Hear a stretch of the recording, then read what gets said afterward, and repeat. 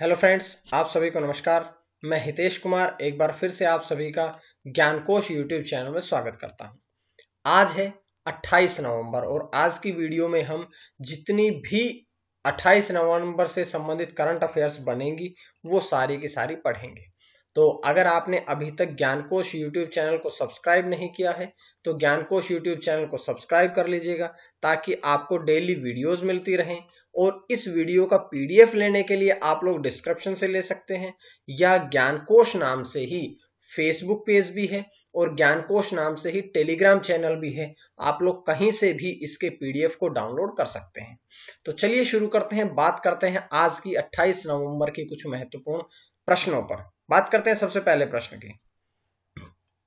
सबसे पहला प्रश्न है कि भारतीय सेना के इंजीनियर इन चीफ कौन बने हैं। तो भारतीय सेना के इंजीनियर इन चीफ कौन बने हैं? तो इस प्रश्न का आंसर होगा lieutenant general Harpal Singh. Lieutenant general Harpal Singh जो है यानी कि ए ऑप्शन जो है ये इसका आंसर होगा।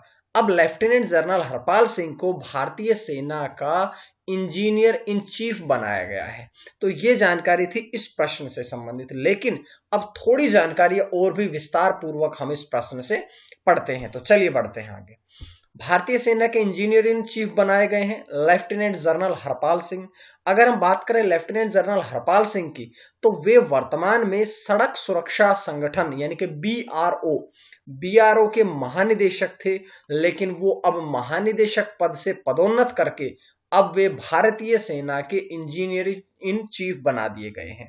अब उन्होंने ये पद खाली कर दिया है तो उनका स्थान भरने के लिए यानी कि बीआरओ का महानिदेशक पद के लिए भी दूसरी नियुक्ति कर दी गई है।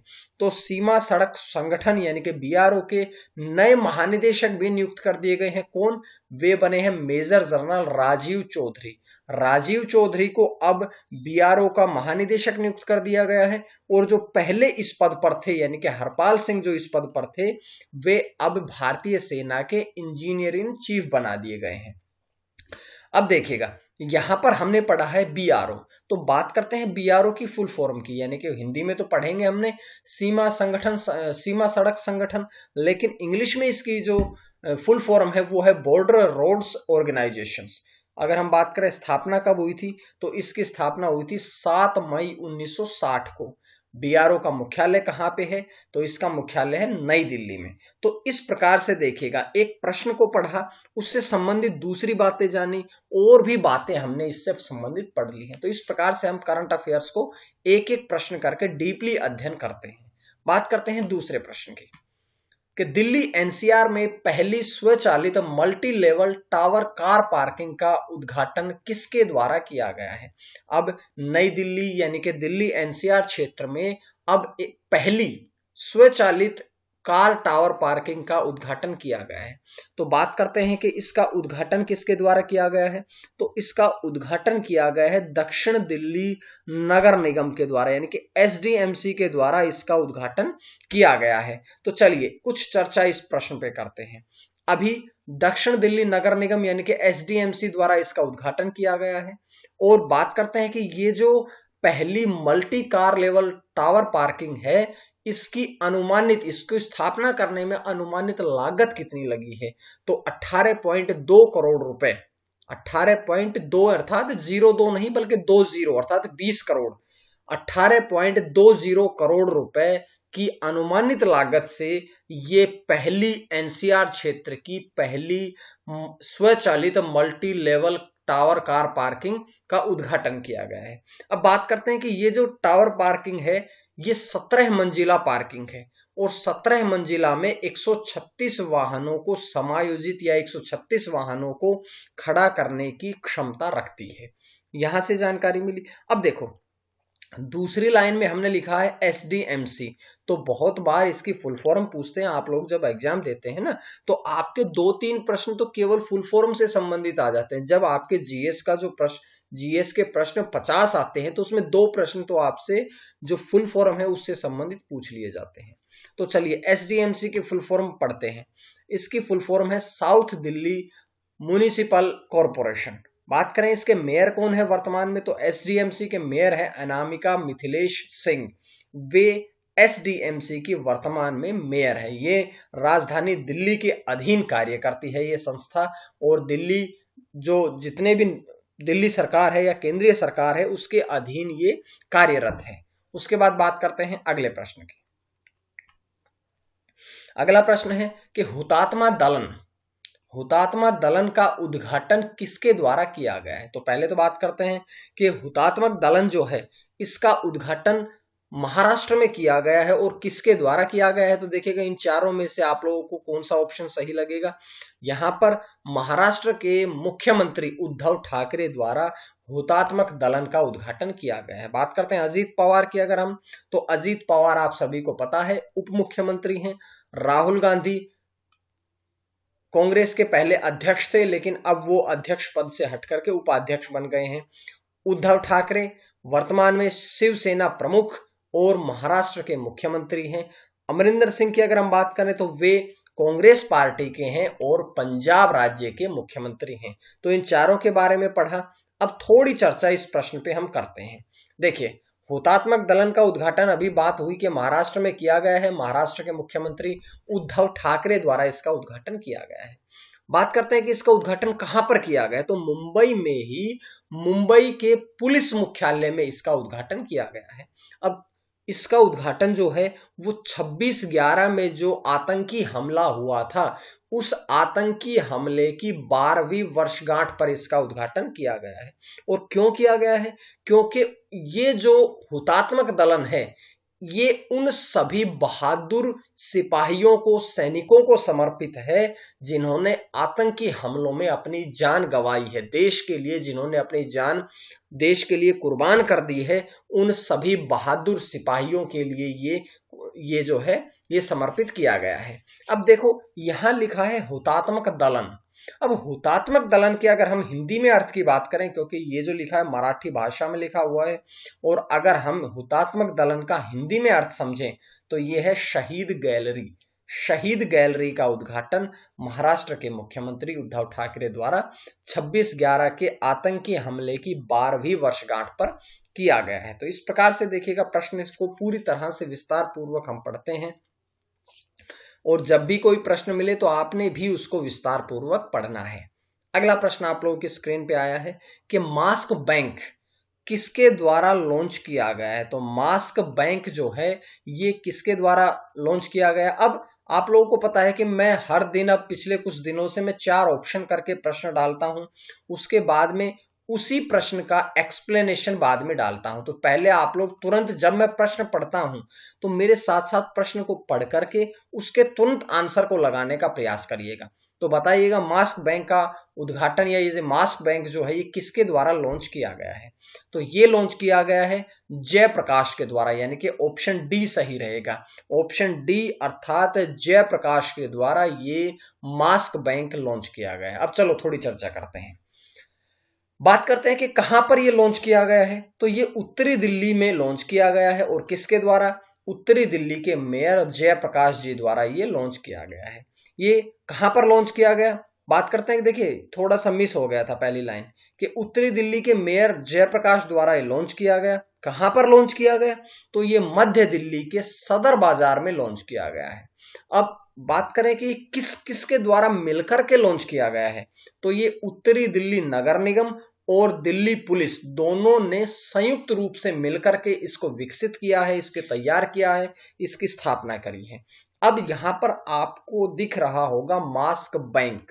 तो अब इसका उद्देश्य के बारे में हम बात करें तो क्या है। मास्क बैंक जो लॉन्च किया गया है इसका मुख्य उद्देश्य यह है कि जो जरूरतमंद लोग हैं, जिन लोगों को मास्क की आवश्यकता है, उन सभी को मास्क फ्री में बांटे जाएं, फ्री में उनको मास्क प्रदान किए जाएं। लेकिन कुछ लोग ऐसे भी होते हैं जो मास्क दान करना चाहते हैं, या फेस मास्क दान करना चाहते हैं, या जो फेस किट होती है वो दान करना चाहते हैं। तो जो दान करना चाहते हैं वे मास्क बैंक में दान कर सकते हैं, और जिनको जरूरत है वे मास्क बैंक से फ्री में मास्क प्राप्त कर सकते हैं। तो इसी उद्देश्य को ध्यान में रखते हुए मध्य दिल्ली के सदर बाजार में मास्क बैंक लॉन्च किया गया है। ये एक अच्छी पहल है दिल्ली सरकार के द्वारा कि जरूरतमंद लोगों को फ्री में मास्क बांटे जाएं। कोरोना वायरस में कोई दवाई नहीं बनी है, कोई भी अभी तक विश्व में पर्टिकुलर दवाई नहीं बनी है जो इसका इलाज कर सके। अब ऐसे में केवल मास्क ही ऐसा है जो लोगों को थोड़ा बचाव या थोड़ी राहत प्रदान करता है।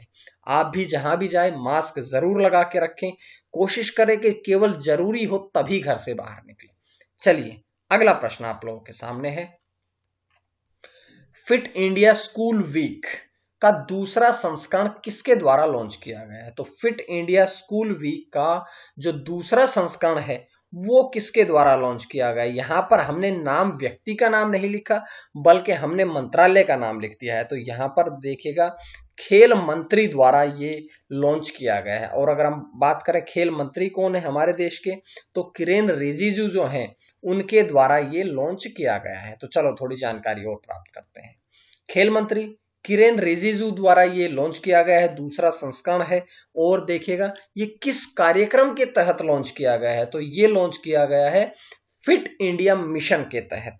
उद्देश्य क्या है? इसका उद्देश्य है कि स्कूल के बच्चों को फिट इंडिया कार्यक्रम में भाग लेने के लिए प्रोत्साहित करना, उन्हें आगे बढ़ने के लिए प्रोत्साहित करना ही इसका मुख्य उद्देश्य है। अब हम बात करें कि जो फिट इंडिया मूवमेंट है, FIM है, यानी FIM मतलब फिट इंडिया मूवमेंट, ये इसकी फुल फॉर्म लिख दी है। इसकी स्थापना 29 अगस्त 2019 में की गई थी। और यहां एक और भी महत्वपूर्ण प्रश्न है कि FIM यानी कि फिट इंडिया मूवमेंट के संस्थापक कौन है? तो सुपर्णो सतपथी जो हैं वे फिट इंडिया मूवमेंट के शुरुआती संस्थापक थे। यहां से जानकारियां थी, पूरी तरह से जानकारियां मिली। अब बात करते हैं अगले प्रश्न की। किस सरकार ने सेक्स वर्कर्स को 5,000 रुपए मासिक वित्तीय सहायता प्रदान करने की घोषणा की है?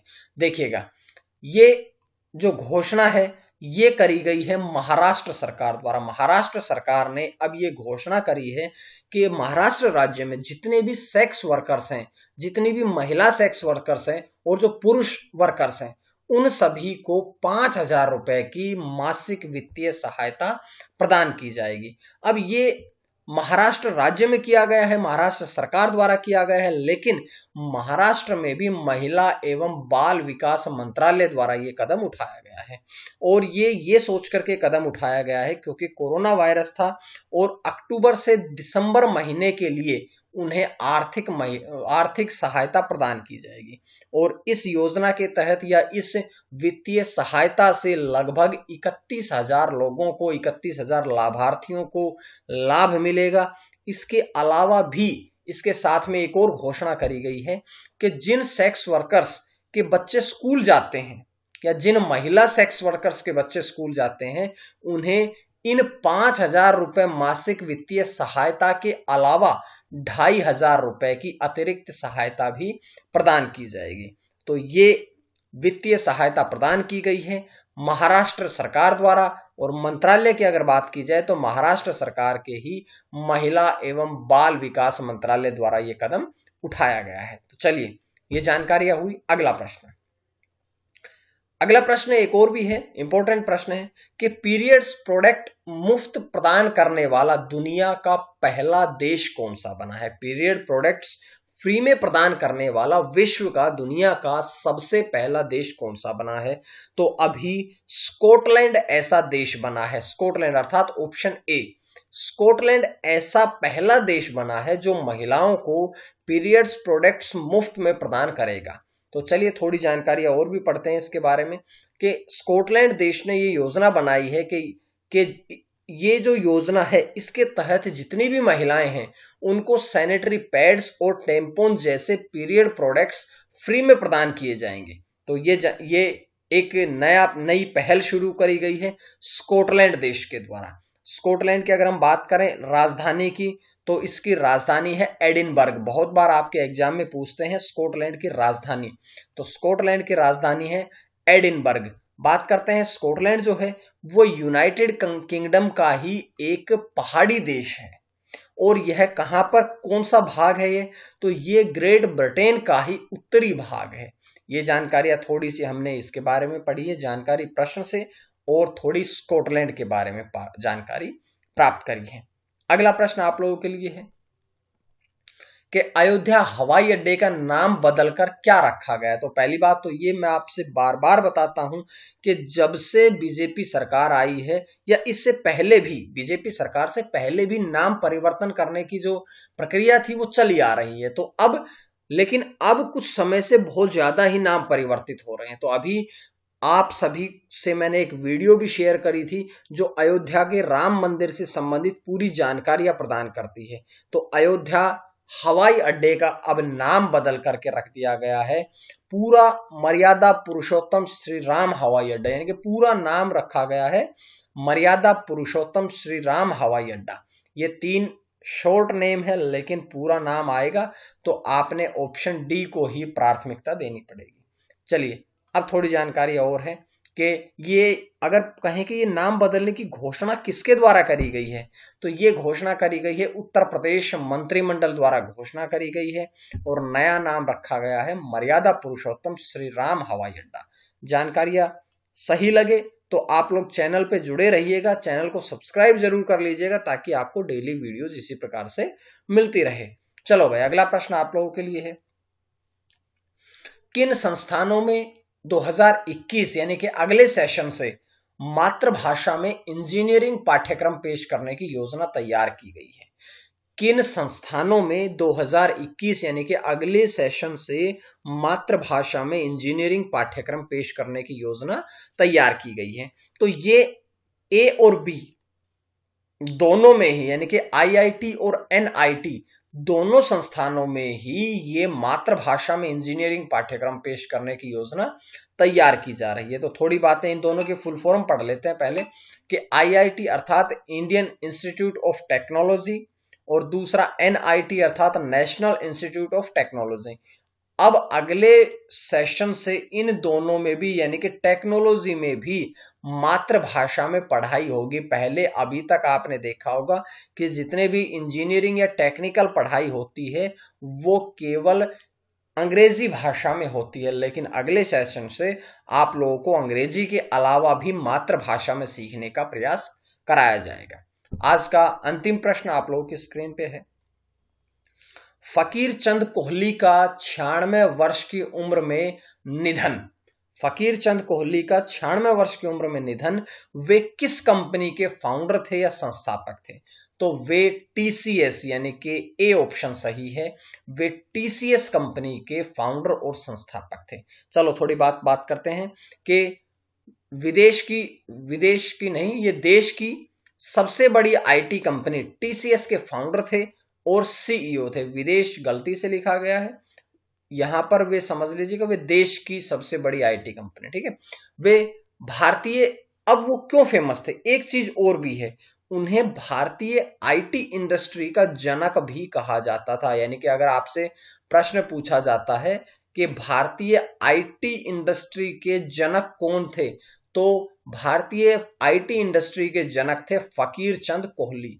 अब देखिए, वो टीसीएस के फाउंडर थे, तो टीसीएस की फुल फॉर्म क्या है? Tata consultancy services. Tata consultancy services जो हैं वो इसकी टीसीएस की फुल फॉर्म है। बात करते हैं इसकी स्थापना कब हुई थी, तो 1968 में टीसीएस की स्थापना हुई थी। मुख्यालय कहाँ है? टीसीएस का मुख्यालय है मुंबई, महाराष्ट्र में। चेयरमैन कौन है? नटराजन चंद्रशेखरन इसके चेयरमैन है। और एमडी सीईओ की अगर हम बात करें तो राजेश गोपीनाथन जो हैं वे टीसीएस के वर्तमान में एमडी यानी कि मैनेजिंग डायरेक्टर और सीईओ यानी कि मुख्य कार्यकारी अधिकारी हैं। इस प्रकार से आज के प्रश्न आप लोगों के समाप्त होते हैं। वीडियो देखने के लिए आप सभी का बहुत बहुत धन्यवाद। अगर आपको वीडियो पसंद आती है तो आप लोग ज्ञानकोश यूट्यूब चैनल को सब्सक्राइब कर लीजिएगा। पीडीएफ डिस्क्रिप्शन से ले सकते हैं या ज्ञानकोश नाम से ही टेलीग्राम चैनल है और ज्ञानकोश नाम से ही फेसबुक पेज है। दोनों का लिंक भी डिस्क्रिप्शन में मिल जाएगा, आप लोग जरूर ज्वाइन कर लीजिएगा।